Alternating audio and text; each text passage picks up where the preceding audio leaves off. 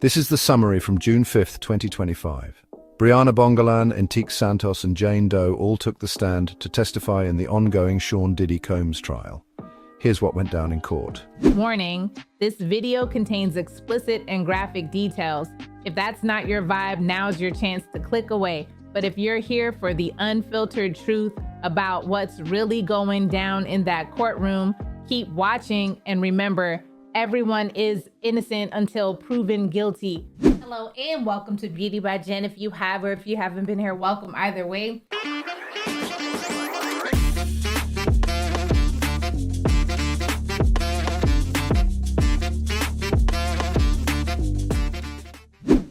On June 5th, 2025, courtroom testimony in the Sean Diddy Combs trial took a dark and emotional turn as two women, Bryana Bongolan and an anonymous witness known only as Jane Doe, delivered disturbing, detailed accounts of their experiences with the music mogul. Let's begin with Bryana Bongolan. She told the jury she had sent Cassie a photo of drugs and admitted to using them with her on May 31st, 2016, just after Diddy allegedly threatened her life. When asked if she was afraid to keep dealing with Cassie afterward, she simply said, "I guess not." She was questioned about her past lawyer, Mr. Tyrone, and whether he included false allegations in a lawsuit on her behalf, specifically claims that Diddy had bruised her breast. Bryana denied saying that, but when asked to demonstrate what happened, she used her hands to motion from her armpit to her chest. The courtroom grew tense. She acknowledged she didn't remember the exact date of the infamous balcony incident, but insisted she had. No doubt Diddy held her over the edge. Photos of her injuries, backed by metadata, were submitted during a follow-up interview with the government. The defense pressed hard, asking if this was all about money. She replied, "I'm here for justice, not money." When the defense attempted to admit texts between Cassie Ventura and another woman named Christina courtroom, messages that said that didn't happen, the judge ruled them inadmissible hearsay. Then came a warning from the judge. Diddy had allegedly been nodding at jurors. The judge made it clear, any further behavior like that could lead to a limiting instruction or even removal from the courtroom. But what happened next took the courtroom to a whole new level. An anonymous woman, identified only as Jane Doe, took the stand and shared a harrowing, deeply personal story. She said she dated Diddy from 2021 to 2024, with a break in late 2023.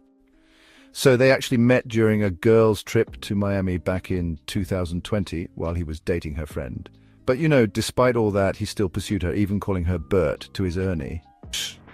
He flew her out to Miami, gave her a hotel room, and what started as just some flirtation quickly turned into lavish gifts, yacht parties, and, ultimately, control. She said he paid her $6,000 to move from the East Coast to Los Angeles in 2021. He would send her money often, sometimes $10,000 or even $20,000, through wires or cash. They traveled to Turks and Caicos and the Bahamas, where she stayed 9 days in Turks and 6 days in the Bahamas. There, she said she used ecstasy for the third time after Diddy offered her a pill by the pool, saying it would make things more fun. She described taking ecstasy and Molly, sometimes both, nearly every time they were together. It made me feel euphoric, flirtatious, and more loving, but coming down, your mind was kind of readjusting. You're just tired. Then came the fantasy conversations. There were red lights, lingerie, high-end heels, baby oil, and, an atmosphere really tailored to his desires. He asked her to get nipple piercings, wanted her in straight ponytails, and even joked about creating a love contract. He asked how much allowance she wanted, and she said $15,000 per month. He countered with $10,000. She described hotel nights, darkly choreographed events where other men were involved.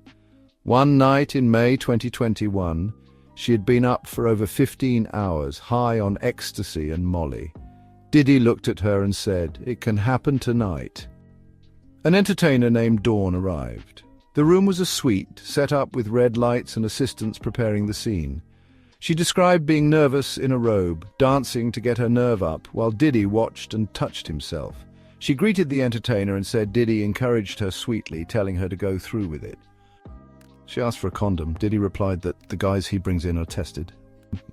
After the man left, she said Diddy and she had sex. So the next day, well, they went on a yacht trip. At first, she said it felt, kind of taboo, even exhilarating, but soon she realized something deeper. She said, it opened a Pandora's box, and then it happened all the time. She said these so-called hotel nights just became constant. She told him many times, both verbally and in writing, that she didn't want to participate anymore. But Diddy would threaten to stop paying her rent, telling her she'd have maybe 3 more months. She described wearing lingerie, applying baby oil, and participating in sexually explicit encounters, often under the influence, with Diddy orchestrating everything. She told the court that each hotel night could last 20 to 30 hours. When asked about her role, she explained she'd greet the entertainer, be told by Diddy to pleasure herself, then move forward with oral sex, followed by being with Diddy. When asked if she cleaned up afterward, she said, no.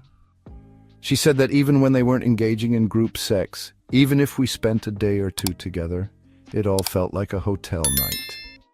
She always stayed ready, childcare arranged, hair, nails and tan done, because Diddy expected perfection. She stopped going out with friends after the summer of 2022 because he became dismissive. And when she told him she wanted to start an OnlyFans, he disapproved. By April 2023, she had a lease for $10,000 a month, which Diddy paid. He had his travel agent arrange flights for her, and in her words, the suites were always the same. Red lights, sheets everywhere, 24 bottles of baby oil. The court ended her testimony after she described yet another long hotel night. The final words of the day, we could break here. Thanks for watching BeautyBuyGen. If you appreciate detailed coverage like this, help us reach our goal of 10,000 subscribers. Like, comment, and don't forget to subscribe.